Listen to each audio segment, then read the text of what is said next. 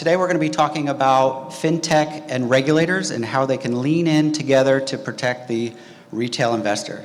Joining me here today is Lule Demisi, who's CEO of eToro. And before we kind of jump into the topic, just wanted to give yourself the opportunity to give a little background as well as talk about eToro and its award-winning platform. Yeah, it's a little ironic to have that long title and a fintech person who comes from a very innovative company be talking about the topic, but actually I think for the last few years what we've realized is that our model at eToro works. We are regulated in 12 different jurisdictions globally. We are in about 100 countries.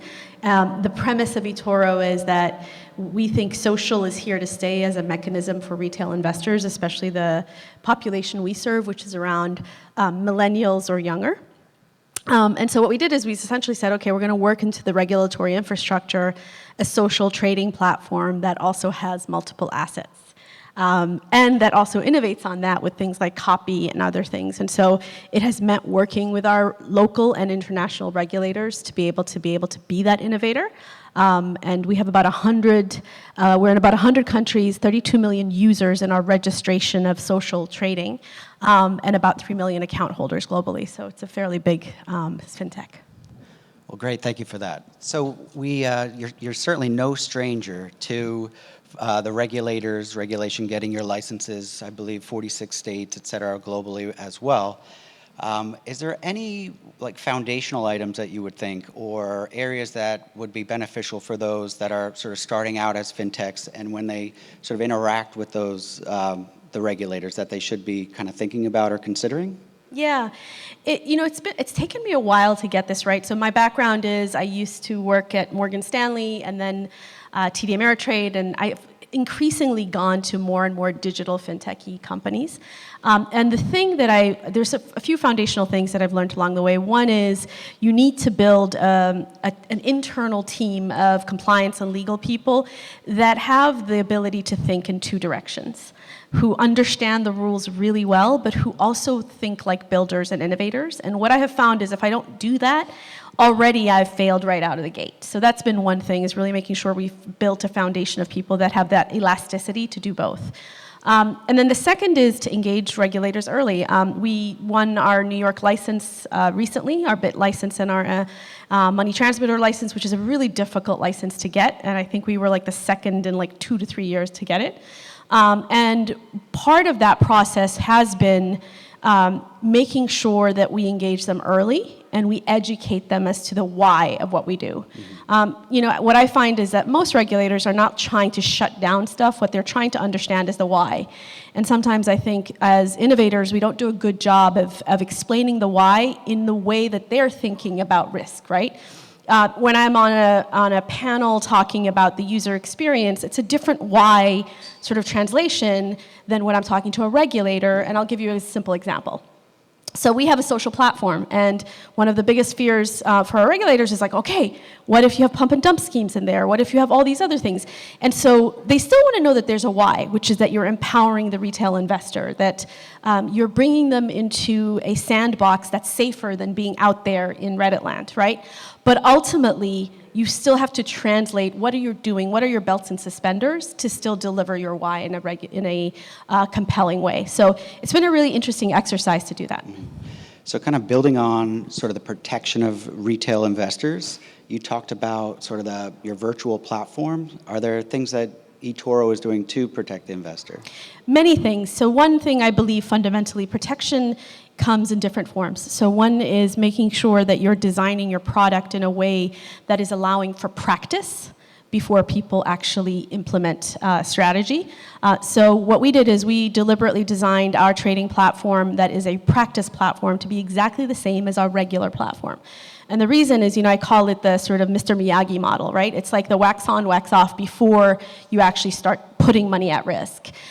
In addition to that, we have a lot of education and context that we provide through spokespeople and teachers that allow people to have context now, right? So they're practicing, and then in the moment they're also listening to people that we have on our bench that inform them things, and then they can also go to our social feed and see what's happening sort of in the ecosystem of thought leadership in the broader population. The second thing we do is for them to be able to have some transparency on our data.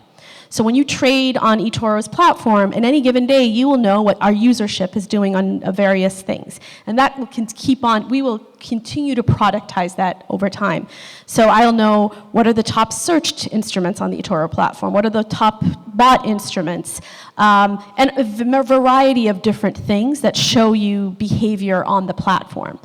So we think that these are mechanisms that only educate and delight, but in the end, give context, which is one of the most important mechanisms for protection. So when you think about obtaining the licenses, especially the BIT license in particular, did you walk the regulators through the platform? Was there sessions that you set up to do yeah, that? but not just walking them through the platform. So I think in pictures, and apparently that's very valuable. And so what we did is we not only walked them through the platform, but we would like double click into certain things and then walk them through a schematic that told them sort of the underbelly of what was happening behind what they were seeing.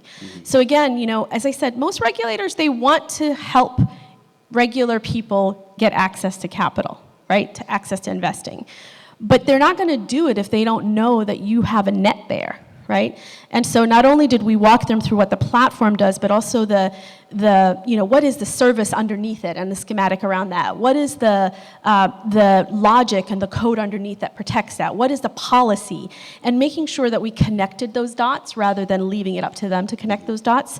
I think with New York, we had at least twice a month what I called show and tells with the regulator, educating them on different dimensions of our platform. So in addition to the workshops, meeting with them frequently, is there anything that you would have done differently in terms of when you kind of look back at you getting the state licenses, et cetera?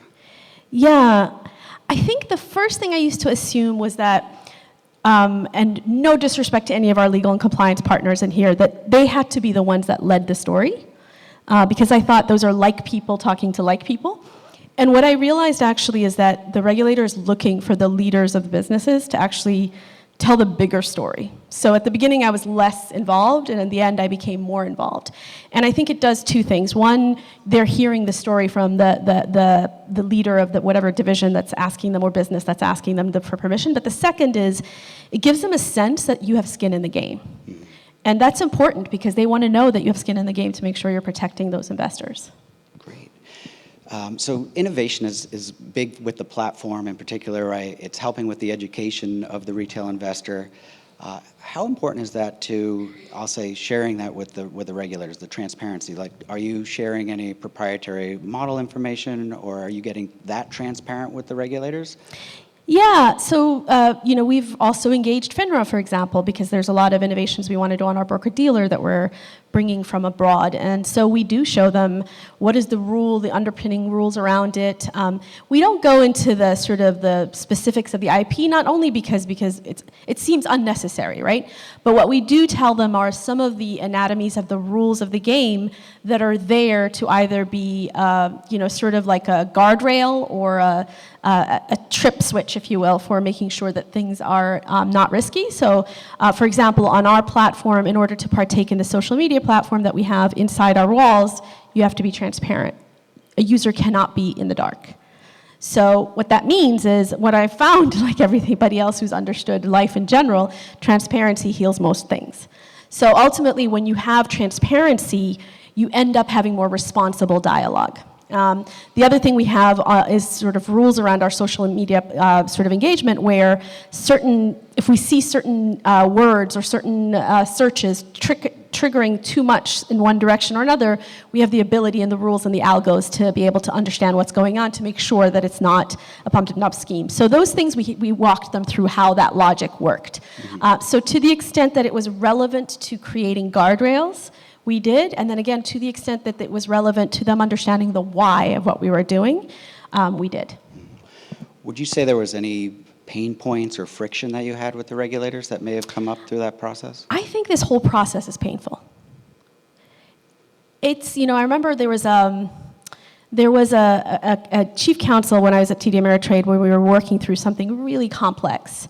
I said, oh my God, this is hard. And she said to me, Lule, if we wanted to be in the ice cream selling business, we would be.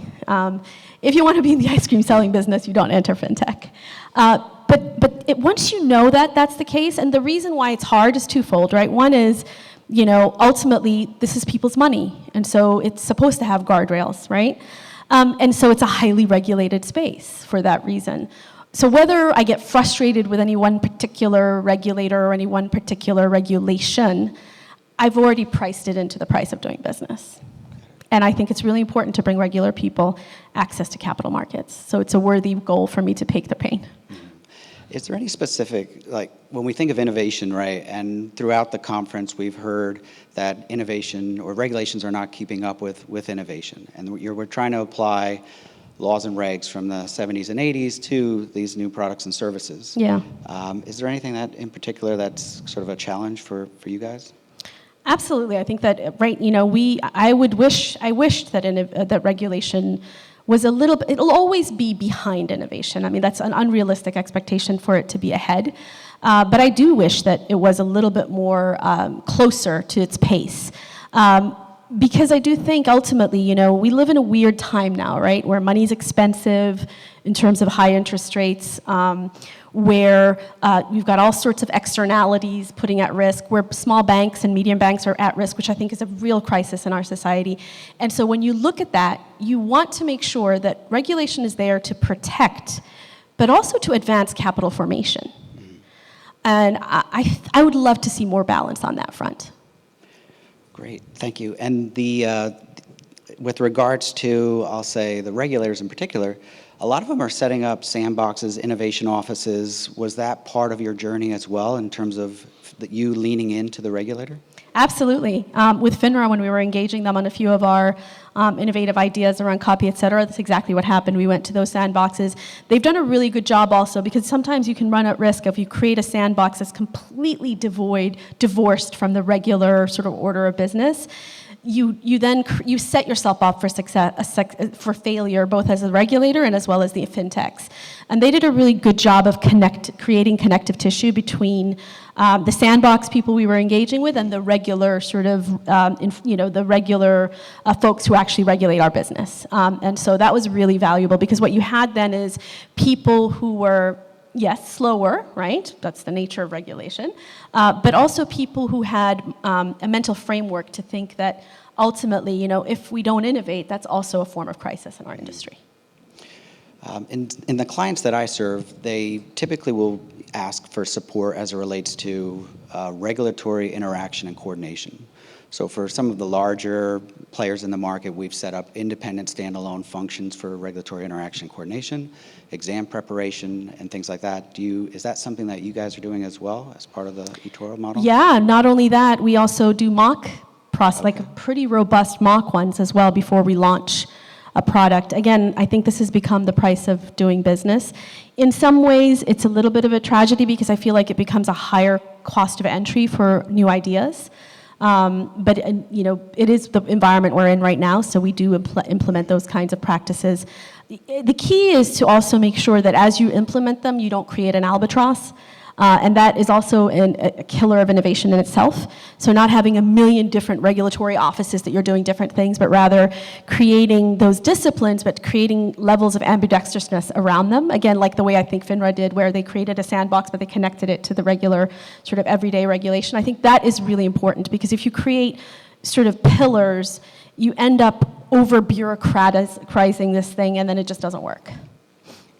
And then what about with regards to just connecting with the regulator on a periodic basis? So is that, you're sharing your data, you're sharing your information. You said during the process you met 2 times a month, right, before the license. What about after you've achieved that? Same thing. It's a marriage. And again, part of it is that nobody wants to be surprised. We don't want to be surprised. They don't want to be surprised. And so it allows us to be able to have regular dialogue. And it's by the nature of a regulator and a business person, there's a natural tension that's there, and there's nothing wrong with that tension. Mm-hmm. But that tension doesn't have to be contentious. Some regulators are better at it than others. But I think that, the more we are able to have that healthy sort of respect of what each of us are supposed to do, but still have bridges and tunnels to be able to have healthy dialogue, I think helps us fulfill both our missions. Great. So when we kind of think through and building that relationship, we heard from Director Chopra earlier, it's all about building the trust, building trust with regulators, and I think it goes both ways. In your experience, is it building trust through the ongoing meetings, sharing and being transparent with your data, has all fostered that relationship?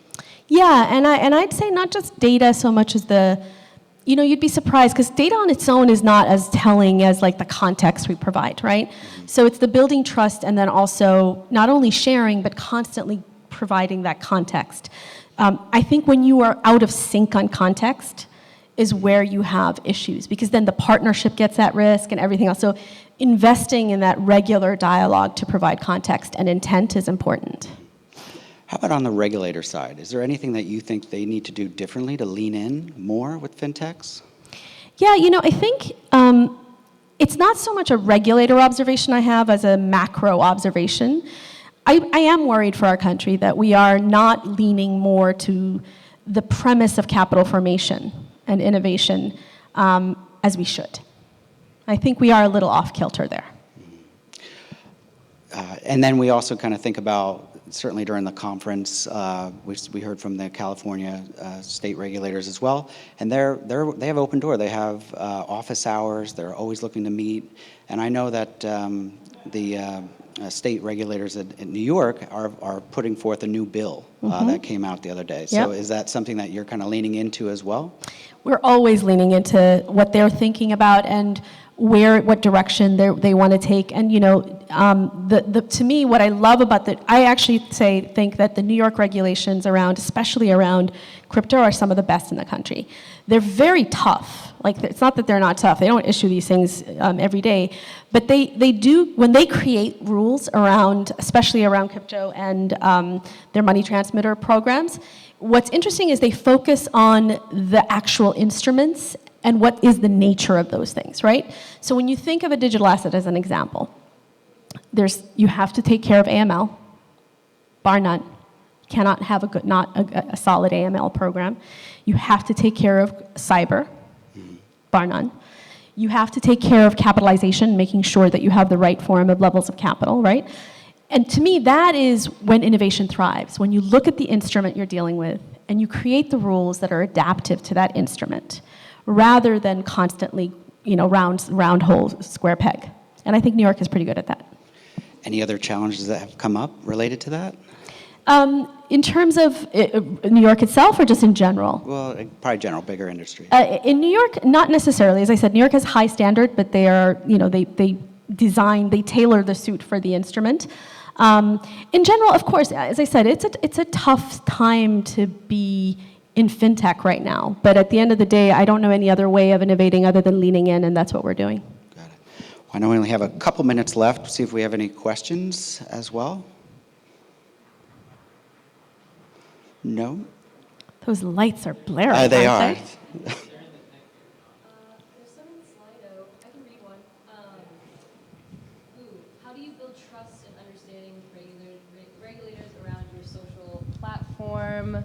Oh, thank you. There's a couple in here. So how do you build the trust and understanding with regulators around your social platform, which also kind of correlates with one of them that says, how do you kind of proactively work together with regulators and fintechs instead of only reacting and regulating after customers get burned? Yeah, we try to inform them in advance, first of all, and regularly. We create rules around like the monitoring and the sort of the construction of how you engage in social that we think is caring for those moral hazards. There's nothing you can do that makes moral hazards go to zero. Right? And what I've found with responsible regulators is that they're not expecting you to go to zero, they're expecting you to have the guardrails to either ensure that you are making it manageable or constantly testing and learning to make it better, right? And so we try to make sure that that's something we are doing with regulators, both in terms of our rules and our policies and our oversight to make sure that that's happening. Right. Well, great. I think we're out of time. Lulay, thank you. Thank you. And thank you for being here.